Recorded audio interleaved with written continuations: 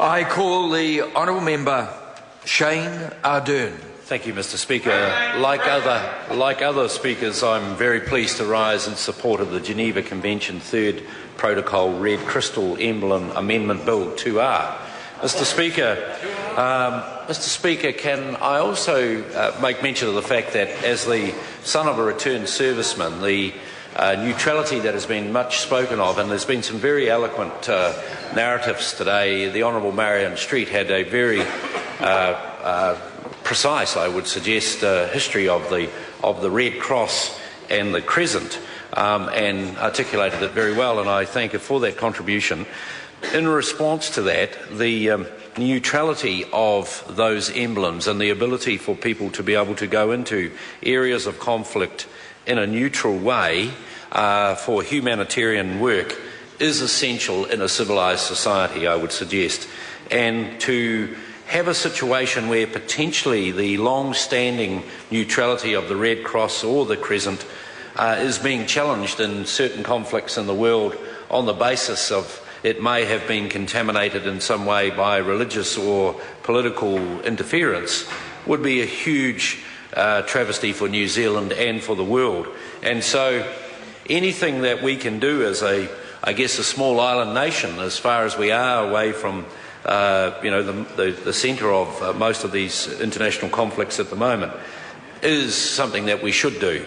And so with those comments, Mr. Speaker, and the Minister's comments in the address at the beginning of this debate, it's a great pleasure to have been part of this process. Thank you. I call the honourable member Andrew Williams. Thank you, Mr. Speaker. I take a call on behalf of New Zealand First for the Geneva Convention's Third Protocol Red Crystal Emblem Amendment Bill. And New Zealand First will, alongside all other parties, support this bill. We are somewhat concerned that it has taken so long to get through the process of this House, and that originally this was signed up to in 2005, I'm not sure. I wasn't here in the House in 2005. I don't know. I can't confirm that. But what I can say is that, as I mentioned in the House last night, the government has 64 government bills on the order paper, many of which have been sitting around for years and years and years and gathering dust and sitting on shelves in various places and going nowhere quickly. This is another case of a bill that should not have taken all these years to get to this point.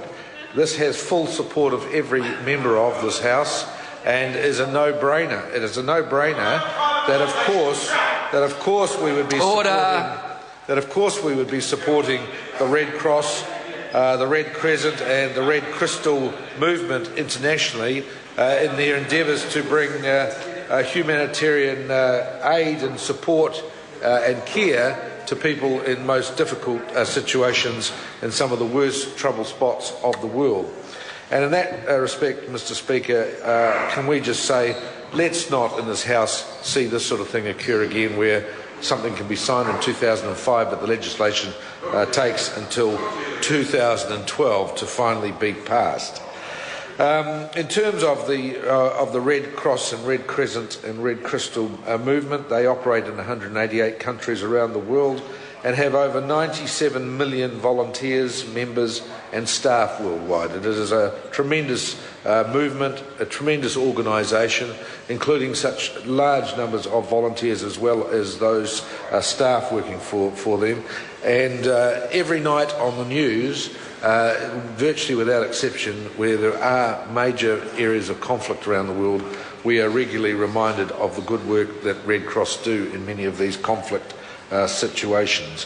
They are there to protect human life and health, to ensure and respect all human beings, and to prevent and alleviate human suffering without any discrimination based on nationality, race, sex, religious beliefs, class or political opinion. We're very happy to support this, Mr. Speaker. We're somewhat concerned about the delays, but we're very happy to support this. Also, Red Cross has an illustrious history. in terms of receiving the Nobel Peace Prize. It was awarded back in 1917 during the First World War for their incredible humane efforts in the First World War. Again, during the Second World War in 1944, they were awarded the Nobel Peace Prize. And again in 1963, they received the Nobel Peace Prize.